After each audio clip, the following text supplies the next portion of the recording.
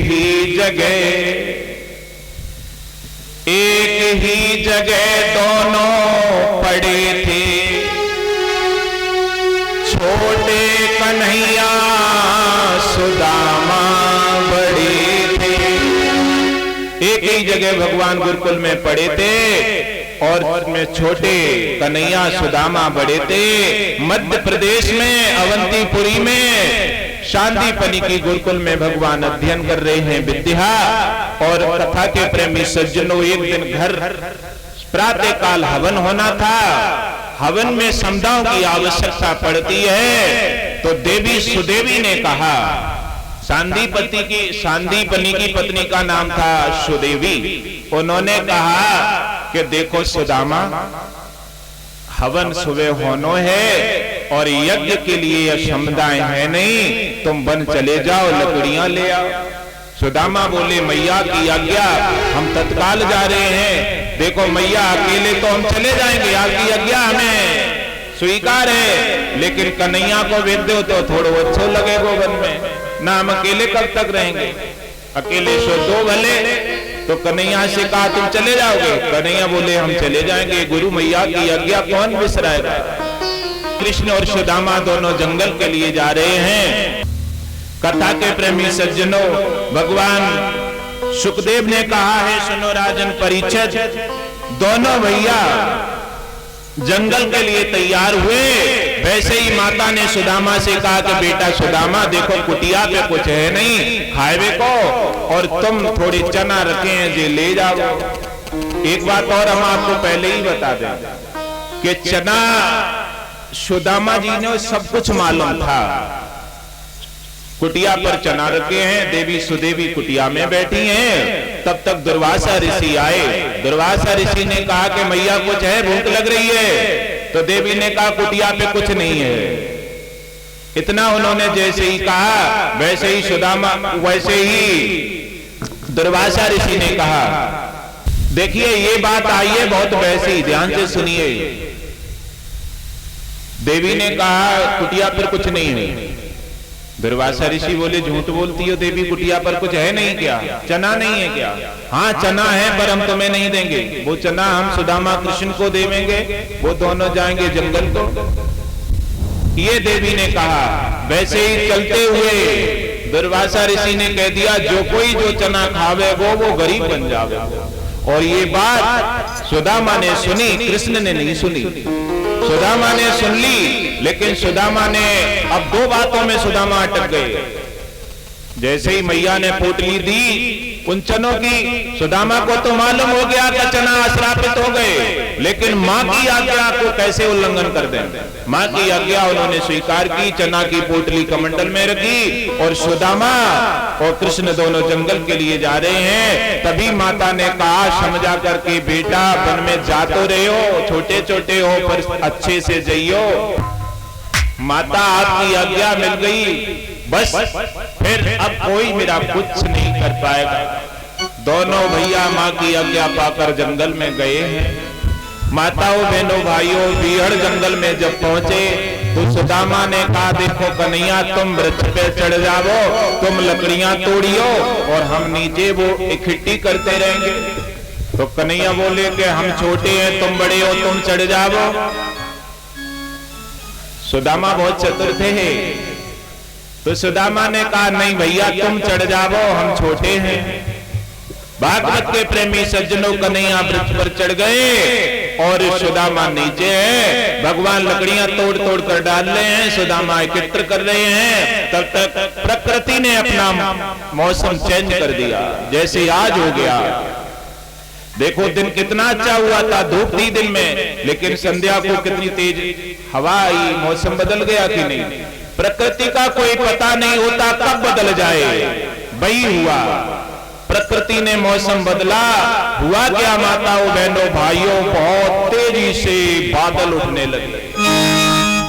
अब भगवान कन्हैया वृक्ष पर बैठे हैं, धीरे धीरे धीरे धीरे धीरे बारिश होने लगी। कन्हैया ने कहा भैया सुदामा, हाँ देखो भैया, काले काले बदरा, देखो ना भैया जैसे बादल उठ रहे हैं, गरज रहे हैं। काले काले सुदामा भैया आए रहे, बन गई बन में हो गई शाम, पानी भी बरसन लगो लौट न पाए श्याम। वर्षा होने लग गई, कन्हैया वृक्ष पर ही रह गए, सुदामा नीचे, इतनी तेज बारिश होने लगी।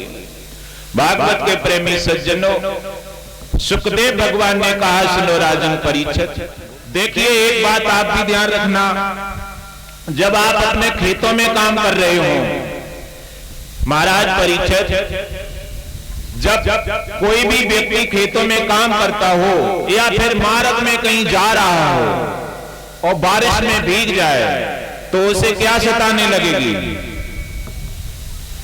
सबसे ज्यादा उसे क्या सताएगी?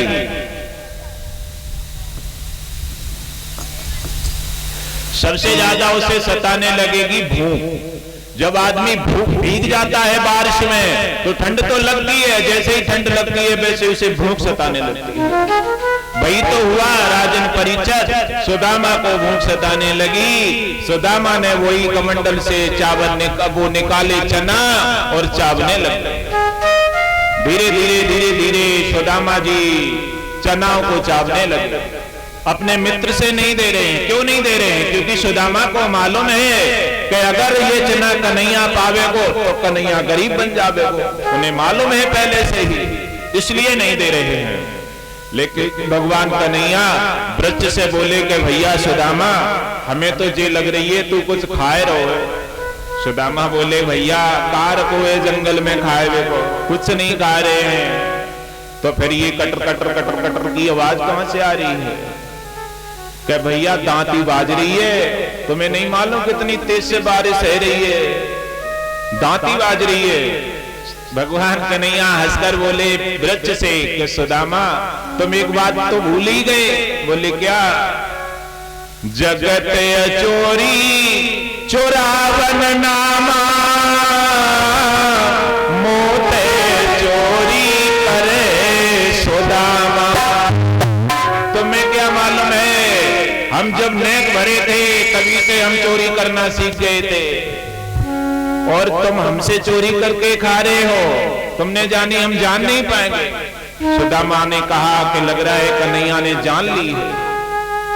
अब सुदामा कम चालाक नहीं है। सुदामा ने क्या कह दिया कि भैया देखो, हमने तुम्हें तासो ना दीजिए, क्योंकि ये सोचा हमने कि जे माखन मिश्री को खावन बारो, माखन मिश्री को खावन बारो, का खये दूसना विचारो। हमने इसलिए तुम्हें नहीं दी। भगवान कन्हैया समझ गए, तुरंत नीचे उतर आए और कहा, सुनो भैया देखो, कन्हैया क्यों रोने लगे? इसलिए रोने लगे कि अब हमारो भैया गरीब हो जावेगा। और भगवान ने कहा कि भैया तुमने चुपचाप ये धोखाधड़ी छल कपट करके चना पा लिए, अच्छा नहीं किया। एक बात ध्यान में रखना माताओं बहनों भाइयों, कभी किसी के साथ धोखाधड़ी छल कपट नहीं करना। धोखाधड़ी छल कपट करने से व्यक्ति गरीब बन जाता है। वही तो हुआ। अब भगवान क्या कहने लगे सुदामा से कि सुदामा, हमने न जानी, हमने न जानी, हमसे कपट करोगे। आपने सुना होगा कि कन्हैया ने श्राप दिया तुम सुदामा गरीब बन जाओगे। कन्हैया ने श्राप नहीं दिया, कन्हैया तो रो रहे हैं, दुख है उन्हें, क्योंकि हमारा भैया गरीब बन जाएगा। क्यों बन जाएगा? क्योंकि गोस्वामी जी की चौपाई कह रही है, गुर से कपट मित्र से चोरी कह हुए, निर्धन कह हुए कोड़ी। चौपाई के माध्यम से श्राप लग गया है हमारे भैया को, निश्चित गरीब हो जाएगा। भागवत के प्रेमी सज्जनों, भगवान सुखदेव ने कहा राजन परीक्षित, दोनों भैया जंगल से घर आए, मैया के पास आए तो मैया और सांदीपनी ने देखा दोनों की आंखों से आंसू टप टप चू रहे हैं। मैया ने कहा जब तुम इधर से गए थे तब तो तुम हंसते हुए गए थे, लेकिन लौट कर आए तो रो क्यों रहे हो? क्या बात, मन में कोई बात हो गई क्या? हाँ मैया, बात हो गई है। भैया सुदामा ने चना अकेले पा लिए और गुरुजी ने एक दिन गुरुकुल में पढ़ाया था कि कोई गुरु से और मित्र से छल कपट करता है वो गरीब बन जाता है।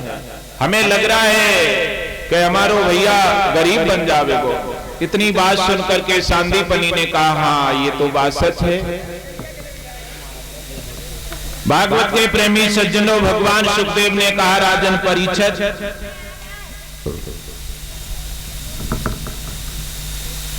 अब भगवान श्याम सुंदर गुरुदेव से कहने लगे देखो गुरुदेव, अब हमें आज आपके विद्यालय में 64 दिन हो गए हैं, अब हमारा मन कर रहा है घर जाने का, अब मेरा मन गुरुकुल में नहीं लग रहा है।